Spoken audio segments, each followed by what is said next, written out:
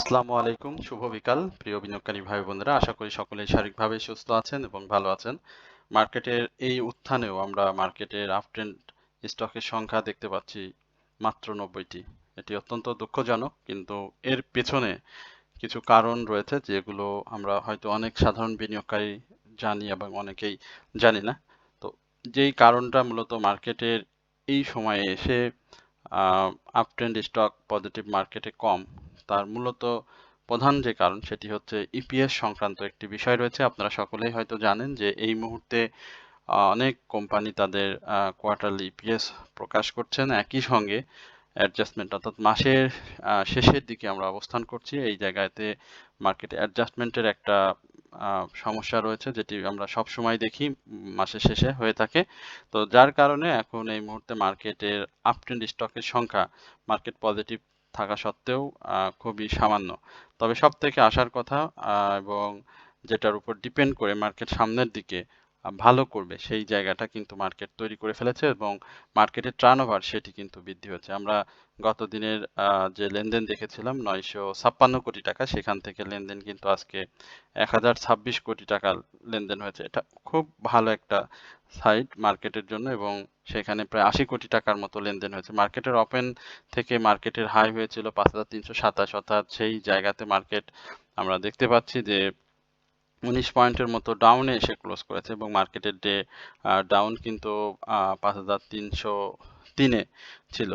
তো সবকিছু মিলিয়ে যদি বলি মার্কেটের পজিটিভ যে জায়গাটা সেটি হচ্ছে মার্কেটের আজকে টার্নওভার সেটি মার্কেট ইনক্রিজ করেছে এবং আমরা দেখব যে মার্কেটের আজকে প্রাইস অ্যাকশন কোন স্টকগুলো হয়েছে এবং সেই যে স্টকগুলোর আসলে ইপিএস দেওয়া হয়ে গিয়েছে সেই স্টকগুলো আসলে কারেকশন শেষ হয়েছে কিনা এবং আগামী দিনে মার্কেট কি ধরনের পরিস্থিতি সৃষ্টি করবে এবং কি ধরনের মুভমেন্ট আমরা সেটি আলোচনার মাধ্যমে আপনাদেরকে জানানোর চেষ্টা করব। সবার প্রতি বিনীত অনুরোধ থাকবে, অবশ্যই আপনারা আমাদের এই চ্যানেলটি সাবস্ক্রাইব করবেন, কমেন্টস করবেন, শেয়ার করবেন এবং আপনাদের যদি কোনো স্টক সম্পর্কে জিজ্ঞাসা থাকে সেটি অবশ্যই আপনারা আমাদেরকে কমেন্ট সেকশনে লিখে জানাবেন। আমরা অবশ্যই আপনাদেরকে পরবর্তী আলোচনায় সেই স্টকগুলো নিয়ে জানানোর চেষ্টা করব। গতকাল রাত্রে আমরা দেখেছিলাম এনসিসি ব্যাংক তার ডিভিডেন্ড সংক্রান্ত যেই জায়গা সেটি খুব চমৎকার একটি ডিভিডেন্ড দিয়েছে সাধারণ বিনিয়োগকারীদের জন্য।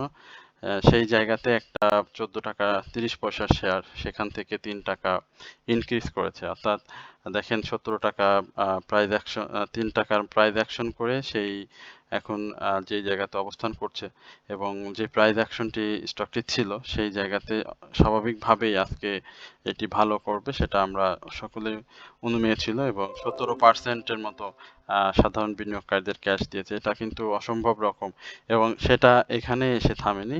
অ্যানুয়াল ইপিএস পজিটিভ সহ 4% স্টকও কিন্তু এই স্টকটি দিয়েছে। সুতরাং national credit and commerce bank NCC সেটি আজকে ভালো করেছে। তো সবকিছু মিলিয়ে তার যে উত্থান সেটি এই কারণে হয়েছে। রিলায়েন্স ইন্স্যুরেন্স আজকে হল্টেড হয়েছে, গতদিনও হল্টেড ছিল। এটি আমাদের নিয়মিত আলোচনার স্টক না, আমাদের আলোচনার স্টক ছিল অ্যাপেক্স ট্যানারি, সেটি আজকে দেখেন হল্টেড হয়েছিল এবং শেষ পর্যন্ত আলহামদুলিল্লাহ সে ভালো প্রাইস অ্যাকশন করেছে এবং এত দ্রুত প্রাইস অ্যাকশন করে সেই জায়গাগুলোতেই মূলত আমরা আপনাদেরকে সবসময় বলে থাকি যে শেয়ার মার্কেটে যারা ধৈর্য নিয়ে থাকতে পারবে অবশ্যই তাদের জন্যই মূলত প্রফিট। এখন ধৈর্য হারা যদি আমরা হয়ে যাই, আমরা যদি হতাশ হয়ে যাই তাহলে কিন্তু আমাদের জন্য প্রফিট কখনোই ধরা দিবে না। আমরা গতকালকে অ্যাপেক্স স্পিনিং এর যে জায়গাতে আমরা চ্যানেলে কতবার অ্যাপেক্স স্পিনিং নিয়ে কথা হয়েছে, অ্যাপেক্স ট্রেনারি নিয়ে কথা হয়েছে, আপনারা যদি একটু দেখেন সেটি অবশ্যই বুঝতে পারবেন। অ্যাপেক্স স্পিনিং আবারও সেই জায়গায় চলে এসেছে। ওয়াইপিএল ভালো করেছে, জেড ক্যাটাগরির স্টক অসাধারণ প্রাইস অ্যাকশন করছে, কিন্তু ওয়াইপিএল সমপরিমাণ যে স্টকগুলো একই সঙ্গে মার্কেটে প্রাইস অ্যাকশন করে তারা কিন্তু একটু কারেকশন জোনে রয়েছে, তারাও খুব শীঘ্রই ফিরে আসবে। সেটি হয়তো আমরা কোন স্টকের কথাগুলো বলছি সেটা হয়তো আপনারা নিজেরাও বুঝতে পারছেন। সমতা লেদার আমাদের নিয়মিত আলোচনার স্টক, কিছুদিন আগে আমরা যেটাকে 90-89 টাকা, ইভেন তারও নিচে দেখেছি 82 টাকা, সেই স্টকটি দেখেন আজকে 119 টাকা। তো প্রাইস অ্যাকশন হতে সময় লাগে না যদি একটু ধৈর্য দিয়ে থাকা যায়। আমরা গতকালকে সেক্টর বাই মুভমেন্টের সাথে আপনাদেরকে বেশ কিছু আলোচনা শেয়ার করেছিলাম, সেখানে ব্যাংক সেক্টরের কথা বলেছিলাম। দেখেন যে এই জায়গাতে ব্যাংক সেক্টর আজকে উঠে এসেছে, বাট আমরা যে সেক্টরের মানি ইনভলভ হয়েছে বা যে সেক্টরটি সামনে আরো বেশি ভালো করার একটা চান্স তৈরি করেছে, সেই জায়গাতে কিন্তু আজ ইঞ্জিনিয়ারিং সেক্টর এবং টেক্সটাইল সেক্টরে একটা হিউজ কারেকশন হয়েছে। আপনি দেখেন ইঞ্জিনিয়ারিং সেক্টর 33টি স্টক কিন্তু আজকে ডাউন ট্রেন্ডে, আপ ট্রেন্ডে মাত্র 6টি, টেক্সটাইলের 12টি স্টক মাত্র আপ ট্রেন্ডে। টেক্সটাইল অলরেডি গ্যাপ পূরণ করেছে, গ্যাপ পূরণ করে এখন টেক্সটাইল কিন্তু মুভমেন্ট করবে এবং ছোট শেয়ারগুলো হিউজ কারেকশনে রয়েছে। আশা করি তারা খুব শীঘ্রই এখান থেকে বের হয়ে আবার প্রাইস অ্যাকশনে ফিরে যাবে। এবং আরেকটি বিষয় আপনাদেরকে আরো 2-3টি বিষয় না বললে নয়, বিশেষ করে আপনি যদি আইটি সেক্টরটা দেখেন, আজকে কিন্তু একেবারেই নীল গিয়েছে আইটি সেক্টরে, হিউজ পরিমাণে ডাউন ট্রেন্ড ক্রিয়েট হয়েছে বেশ কিছু স্টকের। তো আশা করি যে আবারও তারা ঘুরে যাবে আগামীকালকে, এখান থেকে বের হয়ে আসবে সিমেন্ট সেক্টর, মিউচুয়াল ফান্ড এবং ফিনান্সিয়াল ইনস্টিটিউশন যারা নিয়মিতভাবেই পারফর্ম করছিল, তারাও কিন্তু আজকে কারেকশন জোনে চলে গিয়েছে। তো ইপিএস এর ব্যাপার যেটি বলছিলাম, সেটার একটা ইফেক্ট এবং ক্লোজিং এর একটা প্রেসার মার্কেটে রয়েছে, সেটির কারণে আজকে আসলে এই ধরনের জায়গা তৈরি হয়েছে। এই জায়গাটাতে আমরা দেখতে পাচ্ছি যে মার্কেটের ক্যান্ডেল প্যাটার্নে আসলে সাইডওয়ে মুভমেন্টের মধ্যে আমি বলবো যে এখানে তৈরি হয়েছে। তো এইখানে এখন পর্যন্ত যে সিগন্যাল রয়েছে মার্কেটের বাই সিগন্যালে লেনদেন হচ্ছে। আজকে ভলিউম ইনক্রিজ হয়েছে স্বাভাবিকভাবে, সেটা আপনারাও দেখতে পাচ্ছেন। আমরা এই জায়গাগুলোতে আপনাদের সাথে বলবো যে অবশ্যই ধৈর্য নিয়ে অবশ্যই আপনারা থাকবেন। আরএসআই সমান্তরালভাবে যাচ্ছে, আরএসআই এর কোনো মুভমেন্ট আমরা এই মুহূর্তে দেখতে পাচ্ছি না। আরএসআই খুব বেশি চেষ্টাও করছে না। তো এইখানটাতে আমরা যদি আপনাদের একটু আসার কথা যদি শোনাই, গত দিনেও আপনাদেরকে বলেছিলাম যে আসলে মার্কেটের এই জায়গাগুলোতে আসলে ডাউন ট্রেন্ডগুলো খুব দুর্বল, অর্থাৎ ঊর্ধ্বমুখী প্রবণতাটা মার্কেট ফিরে যাওয়ার জন্য চেষ্টা করছে, বাট ডাউন ট্রেন্ডের যে বিষয় সেটি কিন্তু খুব দুর্বল। অর্থাৎ ডাউন ট্রেন্ডে এই পরপর 3টা ক্যান্ডেল কি দেখেন প্রায় সেম টাইপের ক্যান্ডেল ক্রিয়েট করেছে।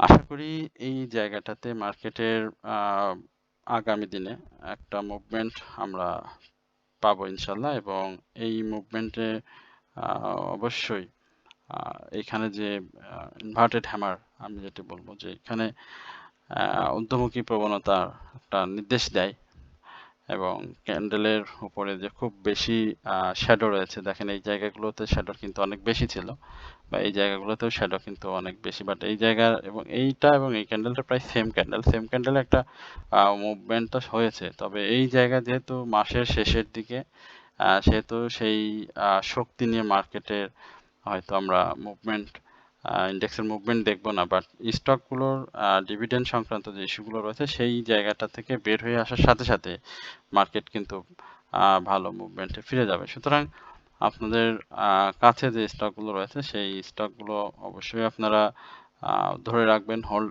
করে রাখবেন। আশা করি মার্কেটের আজকে যে হাইটি হয়েছিল, আমরা একটু হাইটা দেখি 5327, সেম এই জায়গাতেও মার্কেট হাই দেখি 5326, অর্থাৎ আমরা এই জায়গা থেকে নেক্সট স্টেপ হিসেবে মার্কেটে ধরতে পারি 5353 বা 5354, এই জায়গাতে একটা ক্লোজ, এবং সেই ক্লোজটা দিতে পারলে মার্কেট 5400 এই জায়গাটা আমরা দেখতে পাবো। তো এই মুহূর্তে মার্কেটের বাই সিগন্যাল রয়েছে এবং টার্নওভার খুব চমৎকার রয়েছে, ইপিএস আসছে, ইপিএস এর বিষয়গুলো আস্তে আস্তে আবারও মার্কেটের মুভমেন্টের সাথে সাথে সবকিছু যখন স্বাভাবিক হয়ে আসবে, তখন কিন্তু আবারও স্টকগুলো প্রাইস অ্যাকশনে ফিরবে। আমরা আপনাদের সাথে এখন আপনাদের অনুরোধের কয়েকটি স্টক নিয়ে কথা বলবো। আপনারা বারবার এই ডমিনেন্স নিয়ে আমার কাছে জানতে চাচ্ছেন। আমি আসলে ডমিনেন্স তো অনেকবার আপনাদের সাথে আলোচনা করেছি। ডমিনেন্সের যে কারেকশন, সেই কারেকশন শেষ করে ডমিনেন্স অপ্রতিরোধ্যভাবে প্রাইস অ্যাকশন করছে। এইখানে একটা স্টকের এর থেকে আর বেশি আমি কি বলতে পারি বলেন? আমার তো এর থেকে বলার মতো তেমন কোনো পরিবেশ নাই। কারণ আপনি দেখেন 2022-এ তার সর্বোচ্চ প্রাইস অ্যাকশন ছিল এই জায়গাগুলোতে, এবং সেখান থেকে সে প্রাইসটাকে ছোট ছোট, এখন কিছুদিন ছিল বড় বড় কিছু মুভমেন্ট, এখন ছোট ছোট মুভমেন্ট দিয়ে কিন্তু সে প্রাইস অ্যাকশন করছে, এবং যে ধরনের মুভমেন্ট করছে সেখানে আসলে প্রতিদিনই সে চেষ্টা করছে হাইয়ের উপরে ক্লোজ করার। আজকে দেখতে পাচ্ছেন যে গত দিনে তার হাই ছিল 63 টাকা 80 পয়সা। আজকে দেখেন সে 63 টাকা 90 পয়সার উপরে ক্লোজ করছে, 10 পয়সা উপরে রেখেই কিন্তু সে ক্লোজ করছে। অর্থাৎ এই ক্লোজটা সে বোঝাতে যাচ্ছে যে সে আহ, আগামীকালকেও আবার একটা পজিটিভ মুভমেন্ট আমি ক্রিয়েট করব মার্কেটে। তো স্বাভাবিকভাবেই আহ, যে প্রাইসটা আমরা এখন ডমিনেটে দেখছি, স্বাভাবিকভাবেই সে অনেক রিস্ক জোনে রয়েছে। হয়তো আমরা এটাকে একটা বড় কারেকশন দেখতে পাবো। তবে কারেকশনের যেই জায়গাটায় আমরা দেখি না কেন, অবশ্যই বিনিয়োগকারীরা এই স্টকগুলোতে প্রফিটে রয়েছে নিঃসন্দেহে। মানে যে যে লেভেল থেকেই, মানে আপনি ফেব্রুয়ারিতে যদি এই স্টকটিতে বিনিয়োগে আসেন, আপনি যদি জানুয়ারিতে আসেন, আপনি যদি ডিসেম্বরে আসেন, অর্থাৎ আপনি যে পরিস্থিতিতে যে জায়গা থেকেই আপনি বিনিয়োগে আসেন না কেন, আপনার এই জায়গাটা মূলত প্রফিটের জায়গা তৈরি করে রেখেছে স্টকটি। আমি বলবো যে এই মুহূর্তে স্টকটি থেকে আহ, একেবারে দূরে থাকা উচিত হবে বিনিয়োগকারীদের, কারণ এই মুহূর্তে স্টকটি অনেক রিস্ক জোনে রয়েছে। আহ, এখান থেকে হয়তো আরো প্রাইস অ্যাকশন সে করে সামনের দিকে যাবে, বাট যেহেতু রিস্ক রয়েছে, এর বাইরে মার্কেটে যেহেতু আরো অন্য শেয়ার রয়েছে, সেই স্টকগুলোর প্রতি ফোকাস করা বিনিয়োগকারীদের সব থেকে বুদ্ধিমানের কাজ হবে। নেক্সটে এখন হায়ার হাই ক্রিয়েট হয়ে আছে, এখান থেকে যদি 70 পর্যন্ত যায় সেটা অবাক কিছু থাকবে না। তবে 65 থেকে 68 এই জায়গাগুলোতেই সে হয়তো কারেকশনের একটা চেষ্টা করবে। আমি বেশ কিছুদিন আগে ফাইন ফুডস নিয়ে আপনাদের সাথে আলোচনা করেছিলাম, এবং এটা আলোচনার কারণে অনেকেই আমাকে একটু খারাপভাবে হয়তো করেছেন। তো আজকে যেটা হয়েছে দেখেন, ফাইন ফুড যেটা করেছে সেটা কিন্তু তার ইয়ারলি যে হাই 510 টাকা, সেখান থেকে কিন্তু ঘুরে এসেছে। এবং দেখেন এই জায়গাগুলোতে তার প্রাইসটা ছিল 476, 470 এই লেভেলের। পরবর্তীতে সে যেই জায়গাতে এখন অবস্থান করছে, এই জায়গাটাতে সে নতুন করে প্রাইস অ্যাকশনের জন্য আবারও আহ, উঠে পড়ে লেগেছে এক কথায়। এবং আরএসআইটা আজকে দেখেন একেবারে খাড়া হয়ে গেছে, এবং দীর্ঘ সময় ধরে দেখেন, দীর্ঘ সময় ধরে সে একটু আগে আমি ডমিনেন্স নিয়ে কথা বলছিলাম, সেই জায়গাটা দেখেন ফাইন ফুডসটা কিন্তু সে একইভাবে সেই প্রাইসটাকে এইভাবে আরএসআইটাকে হাই রেখেছিল, এবং আরএসআই কারেকশন জোনেও দেখেন সে কিন্তু খুব বেশি প্রাইস কারেকশন করেনি, আবারও কিন্তু সে প্রাইস মুভমেন্টে ফিরে এসেছে, এবং ছোট ছোট মুভমেন্ট করে আবারও কিন্তু এখান থেকে সে আবার নতুন হাই ক্রিয়েট করবে। তো আমরা যদি এই কি বলে ফাইন ফুডসের অতীতটা দেখি, সেখানে দেখতে পাবেন যে ফাইন ফুডসে খুব বেশি বড় সড়ো প্রাইস মুভমেন্টে ছিল এমন না। আমরা 15 সালের দিকে যদি দেখি, তার লো ছিল 4 টাকা 87 পয়সা, 4 টাকা 90 পয়সা। সেখান থেকে দেখেন তার বিনিয়োগগুলো কিভাবে ইনক্রিজ হয়েছে, এবং প্রাইস অ্যাকশনগুলো দিনের পর দিন বর্তমান সময়ে হায়ার হাই ক্রিয়েট করছে। ফাইন ফুড যদি কেউ বাই করতে চান, প্রশ্ন হচ্ছে এখন ফাইন ফুডস বাই করা যাবে কিনা। তো এখানে ফাইন ফুডস এর বাই করার অবশ্যই সুযোগ রয়েছে। যদি ফাইন ফুডস বাই করতে পারেন, তাহলে অবশ্যই আপনাকে একটা মিনিমাম প্রফিটের জায়গা আপনাকে সেট করতে হবে। যদি সেটা সেট করতে পারেন, তাহলে আপনি অবশ্যই ফাইন ফুডস বাই করবেন, কোনো সমস্যা নেই। তবে অবশ্যই দেখতে হবে যে ফাইন ফুডস এর যে মুভমেন্ট, সেটা যেন ভলিউম সহ কন্টিনিউ থাকে। যদি সেটা করতে পারে, তাহলে আপনি এখান থেকে অল্প সময়ে একটা ভালো প্রফিট পেয়ে যাবেন। আর যদি কন্টিনিউ না করে, তাহলে কিন্তু সমস্যা। আমরা একটু অরিয়ন ইনফিউশন নিয়ে আপনার সাথে কথা বলি। একটা স্টক যে কিভাবে পতন হলো, আমরা আপনাদেরকে একটু দেখাই। আহ, এই যে স্টকটা আমরা দেখতে পাচ্ছি যে একটা স্বাভাবিক প্রাইস অ্যাকশন 2025-এর যে ডাউন ট্রেন্ড উত্থান ছিল এইখানে। আচ্ছা, এইখানে ডাউন ট্রেন্ড ছিল অনেক অনেক বেশি। এখানে দেখেন 223 থেকে সে 326 এই লেভেলে গিয়েছে। আবারও এই জায়গা থেকে সে প্রাইস করেছে 214 থেকে 443, এবং এখানে একটা প্রাইস ধরে রেখে সে এইখানে আবারও একটা উত্থান করেছে। সেম এই জায়গায় এসে দেখেন আপনি এই জায়গায় এসে আমরা যেটা দেখতে পাচ্ছি যে প্রাইসটাকে সে ইনক্রিজ করার যে চেষ্টা, সেই চেষ্টাটা কিন্তু সে এখানে একেবারেই দেখায়নি এবং তার ভলিউম যেভাবে এইদিকে ইনক্রিজ হয়েছে, এই দিকে যেভাবে ইনক্রিজ হয়েছে, এই জায়গায় কিন্তু তার ভলিউমটা সেভাবে ইনক্রিজ হয়নি এবং সে প্রাইস অ্যাকশনের মধ্যে না থাকার কারণেই মূলত এই জিনিসটা হয়েছে।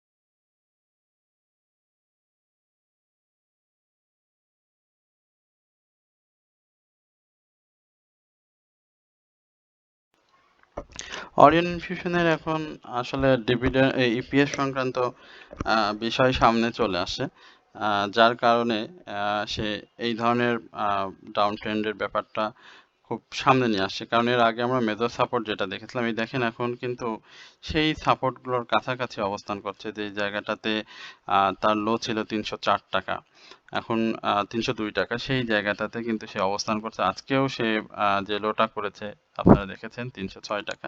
তো এই জায়গাগুলো আমাদেরকে খুব মার্ক করতে হবে। এই জায়গাগুলো যদি ভেঙে ফেলে তাহলে 290, 289 এই লেভেলে কিন্তু অরিয়ন ইনফিউশন প্রাইস অ্যাকশন করবে। সুতরাং যাদের আছে অবশ্যই আমরা রিস্ক ম্যানেজমেন্টটা যদি করতে পারি, আমাদের যদি ধৈর্য থাকে, তাহলে অবশ্যই অরিয়ন ফিউশন প্রাইস অ্যাকশনে ফিরে আসবে। এটা আমরা যারা অ্যানালাইসিস করি তার লাইফ সার্কেল দেখে সেটা বোঝা যাচ্ছে, কারণ সে একাধিকবার এই ধরনের জায়গা এসেছে এবং এইখান থেকে সে আবারও প্রাইস অ্যাকশন করেছে। এরপরে আমরা আইএসএন নিয়ে একটু কথা বলতে চাই। আইএসএন এর ব্যাপারটাও আমাদের কাছে লো পেইড স্টকের যে ধরনের আইএসএন তো এর আগেও একটা বড় প্রাইস অ্যাকশন আপনাদের মানে মুভমেন্টে আপনারা শরিক ছিলেন, যেটা আমরা দেখেছি যে সে ভালো প্রফিটের সুযোগ করে দিয়েছিল বিনিয়োগকারীদের। এই যে জায়গাটা দেখতে পাচ্ছেন যে একেবারে টানা প্রাইস অ্যাকশন করেছিল, তো সেই জায়গাটাতে এখন আমরা যদি লাইফ সার্কেলটাকে এইভাবে দেখেন, সেই জায়গাগুলোতে এখন সে সাপোর্ট, সমস্ত সাপোর্ট এখন কিন্তু ভেঙে ফেলেছে। এখন এই জায়গার এই সাপোর্টগুলো যদি সে ব্যাক না করতে পারে বা যদি সে তার প্রাইসটাকে ইনক্রিজ করতে না পারে, তাহলে কিন্তু আবারও সেই ভয়ঙ্করভাবে একটা ডাউন ট্রেন্ডে চলে আসতে পারে। তো সেই জায়গাটাতে তার ইপিএস সংক্রান্ত ইস্যুটাই মূলত সামনে দাঁড়িয়েছে। দেখেন এই জায়গাগুলোতে সে যেভাবে প্রাইসটাকে ইনক্রিজ করেছিল, সেইভাবে আহ, আবারও ডাউন ট্রেন্ডে এসে আবারও কিন্তু ব্যাক করেছিল। তো ব্যাক করার জায়গাগুলোতে খুব চমৎকার ছিল, এই জায়গাতেও সে একটা ব্যাক করেছিল, আবারও ডাউনে এসে আবার উঠেছে। তো এই জায়গার ডাউনটা এবারে ডাউন ট্রেন্ডটা কিন্তু খুব ভয়ঙ্কর রূপে হলো, অর্থাৎ বেশ বড় ডাউন ট্রেন্ড হয়েছে। এখানে যারা নিয়মিতভাবে বাই সেল করতে পেরেছেন তারা, আহ, প্রিয় বিনিয়োগকারী ভাই বোনেরা, আপনারা সকলেই অবগত আছেন যে আমরা আপনাদেরকে মার্কেট চলাকালীন সময় 3টি স্টক ওয়াচলিস্ট হিসেবে সরবরাহ করে থাকি এবং আমরা আমাদের একটি হোয়াটসঅ্যাপ গ্রুপের মাধ্যমে আপনাদেরকে এই সেবাটা প্রদান করে থাকি, যেখানে আপনারা আপনাদের স্টকের বাই সেলের সহযোগিতা, স্টপ লস অ্যাডজাস্টমেন্ট সহ বিভিন্ন গুরুত্বপূর্ণ তথ্য আমাদের এই হোয়াটসঅ্যাপ গ্রুপের মাধ্যমে পেয়ে যাচ্ছেন। এর বাইরে আমরা portfolio management one to one আপনাদেরকে স্টক অ্যানালাইসিসের মাধ্যমে সহযোগিতা করা, আপনার পোর্টফোলিওর যে লসগুলো রয়েছে সেটা আমরা আমাদের সাথে কমিউনিকেশনের মাধ্যমে নিয়মিত আপনাদের সেই লসটাকে আস্তে আস্তে কমিয়ে নিয়ে আসতে সর্বোচ্চ সহযোগিতা করা, এবং গুরুত্বপূর্ণ নিউজ, গুরুত্বপূর্ণ তথ্য, যে বিষয়গুলো আপনারা হয়তো অনেক দেরিতে জানতে পারেন, অনেক দেরিতে বুঝতে পারেন, সেই বিষয়গুলো আমরা আপনাদেরকে আমাদের গ্রুপের মেসেজের মাধ্যমে আপনাদেরকে জানিয়ে দিই। তো যারা এখন পর্যন্ত আমাদের গ্রুপে জয়েন করতে পারেননি, তারা অবশ্যই আমাদের হোয়াটসঅ্যাপ গ্রুপে জয়েন করতে পারেন। আমাদের ইউটিউব চ্যানেলে আমাদের যে ভিডিও দেওয়া থাকে সেখানে আমাদের কমেন্ট সেকশনে আমাদের নাম্বারটা পিন করে দেওয়া থাকে। সুতরাং আপনারা সকলেই যদি আমাদের হোয়াটসঅ্যাপের এই নাম্বারটিতে মেসেজ করেন, তাহলে আপনারা আমাদের গ্রুপের বিষয়ে বিস্তারিত জানতে পারবেন, কিভাবে জয়েন করতে হয় সেই ব্যাপারটিও আপনারা অবগত হতে পারবেন। তো যারা এখন পর্যন্ত জয়েন করেননি, আমি বলবো যে মার্কেটের পবিত্র ঈদুল আজহাকে সামনে রেখে যদি একটা ভালো জায়গায় আপনারা আপনার পোর্টফোলিওকে নিয়ে যেতে চান, পবিত্র ঈদুল আজহার ভালো সময়টাকে উপভোগ করার যদি মানসিকতা আমাদের থাকে, তাহলে অবশ্যই আমরা বলবো যে অবশ্যই আপনারা আমাদের গ্রুপে জয়েন করতে পারেন। ইনশাল্লাহ আপনাদের ভালো সময় কাটবে আমাদের সাথে। তো এটা হচ্ছে আমাদের নিয়মিত অ্যাডভার্টাইজমেন্ট আমাদের ইউটিউব চ্যানেলের জন্য। তো আপনারা আমাদের চ্যানেলে মাধ্যমে যারা আমাদের এই হোয়াটসঅ্যাপ গ্রুপের ব্যাপারটি জানতে পারবেন, তারা অবশ্যই আমাদেরকে আপনারা গ্রুপ সম্পর্কিত যে প্রশ্ন রয়েছে সেখানে আমাদেরকে জিজ্ঞাসা করলে আমরা আপনাদেরকে জানিয়ে দেবো ইনশাল্লাহ। আমরা আইএসএন এর যে ব্যাপারটি একটু আগে বলছিলাম, সেটা আজকে দেখেন সে একটা দীর্ঘ সময় ধরে বাই সিগন্যালের মধ্যে রয়েছে, সেল সিগন্যালের মধ্যে রয়েছে, বাই সিগন্যালটাকে সে ক্যারি করতে পারছে না, এবং আজকে যেটা করলো সেটা আসলে খুবই মানে হতাশাজনক পারফরমেন্স।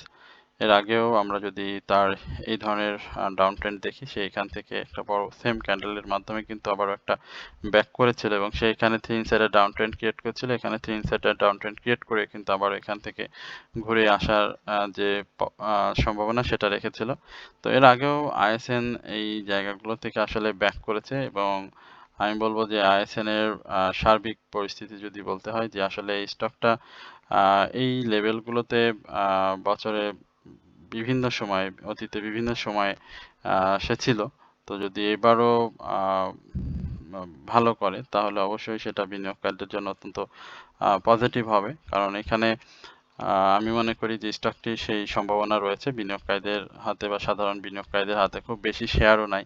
সুতরাং এখান থেকে আইএসএন এর সামনের দিকে মুভ করা বা সামনের দিকে প্রাইস অ্যাকশন করার যথেষ্ট সুযোগ রয়েছে। তো যাদের কাছে রয়েছে এই জায়গাতে অ্যাডজাস্টমেন্টের থেকে আমি মনে করি যে ধৈর্য নিয়ে এই স্টকটির মুভমেন্ট ফলো করে তারপরে আপনারা স্টকটি অ্যাডজাস্টমেন্ট করবেন এবং বাই সেল করবেন। আশা করি যে খুব বেশি সমস্যার কারণ আইএসএন হয়তো তৈরি করবে না, আইএসএন অবশ্যই ব্যাক করবে এবং প্রাইস অ্যাকশনে ফিরে আসবে।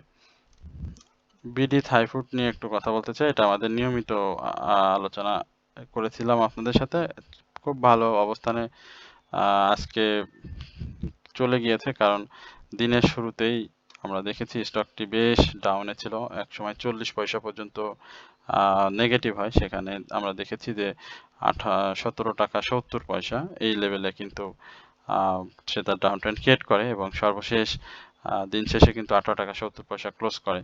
সেম একইভাবে আমরা যদি এই দিনটার কথা দেখি, সেখানেও কিন্তু সে লো করেছিল 17 টাকা 90 পয়সা এবং ক্লোজ করেছিল 19 টাকা 90 পয়সায়। সুতরাং এই জায়গাগুলোই মূলত আমাদেরকে মার্ক করতে হয় যারা আমরা শেয়ার মার্কেটে বিনিয়োগে আছি বা আমরা শেয়ার মার্কেটে ব্যবসা করি। এই জায়গাগুলো আমরা যত দ্রুত মার্ক করতে পারবো আমাদের ব্যবসা তত বেশি সহজ হবে এবং আমরা দ্রুতই মার্কেট থেকে প্রফিট নিতে পারবো। বেশ কিছু স্টক নিয়ে আপনার সাথে ইতিমধ্যে আমাদের আলোচনা হয়ে গেল। আশা করি আপনারা সকলেই ধৈর্য সহকারে আমাদের আলোচনা শুনেছেন। সবাইকে বিনীতভাবে অনুরোধ করব অবশ্যই আমাদের চ্যানেলটি সাবস্ক্রাইব করবেন, এবং আপনাদের যদি কোনো স্টক সম্পর্কে জিজ্ঞাসা থাকে সেটি অবশ্যই আপনারা কমেন্ট সেকশনে লিখে আমাকে জানাবেন। সকলে ভালো থাকবেন, সুস্থ থাকবেন এই প্রত্যাশায় আজকের আলোচনা এখানে শেষ করছি। আসসালামু আলাইকুম ওয়া রাহমাতুল্লাহি ওয়া বারাকাতুহু।